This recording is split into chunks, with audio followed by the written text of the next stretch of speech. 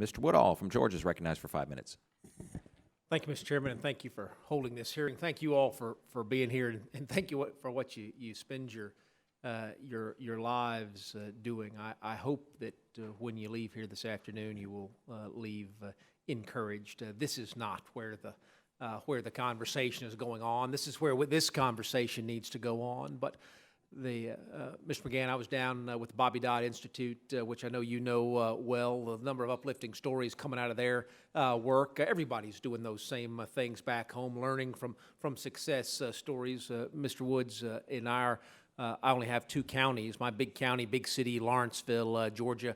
We had our executive director from our housing authority up testifying on the very same topics you are folks who are dedicating their lives to making a difference. How can we make that change? Ms. Golden, I was struck by your opening line in your testimony. The nation's core economic security programs are highly effective. They sharply reduce poverty and improve nutrition and health care for millions of children, families, and individuals. I hope that's undisputed, right? I mean, I hope that's a place that we can begin. And promote work as well, based on the research. So it's exciting. And that was Mr. Woods' point. I do that now. I'm going to quote you over and over and over again, Mr. Woods. I may steal it and make it my own. That's the way things work around here. And it may become the Woodall maxim. But talking about, Ms. Golden, talking about getting folks in and the success we have there, get in, get up, and get out. Get in, get up, and get out. Could you put the slide up for me? 2 things folks said that struck me,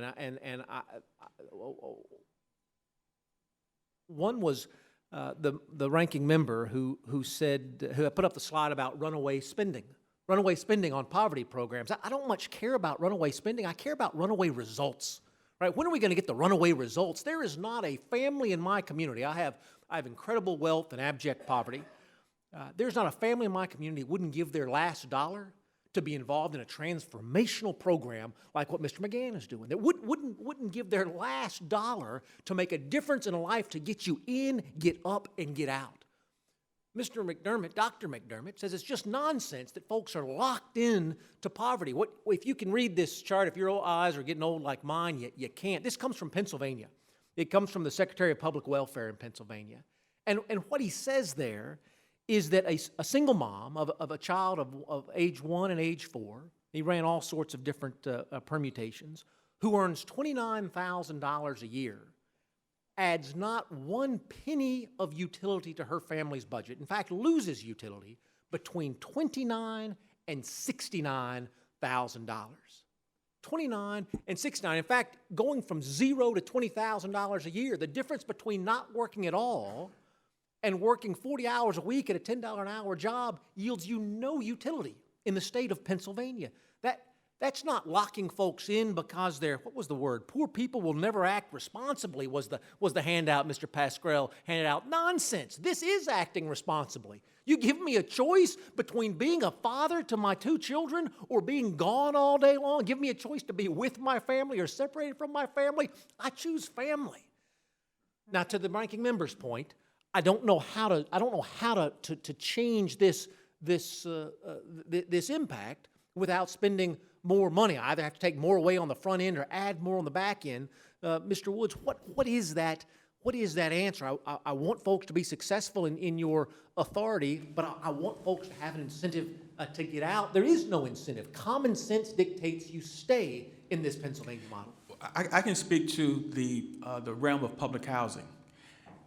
Every public housing director that I do know have a wealth of human service providers, whether it's faith-based providers, other federal or city, county agencies. Our biggest problem is people in public housing have no incentive to leave public housing. That is our biggest problem. And what we need to do is to have rules and regulations reformed. It is not about throwing money at this problem. No one is leaving public housing. I have families coming to public housing, and generation after generation, they stay. And there's something wrong with that. This get in, get up, and get out is what we should be doing, rather than just saying, let's make sure that they can stay in. But not because folks are trapped, locked in there, not because folks are acting irresponsibly, but because you've put together an incredibly high-quality product that folks want to avail themselves of. That's correct. We do have step-up housing, which is starting to take off. We did get some waiver from HUD that allow us to set up some of our units that are more like market rate, so we can still have a slow transition of families who are interested in going back into the mainstream to slowly transition back. And so it is starting, but it's very slow. Gentlemen's time has expired. Mr. Chairman, I hope the witnesses will invite the committees down to see what they do in the real world. It's just All have it's it. incredibly impressive. Thank you.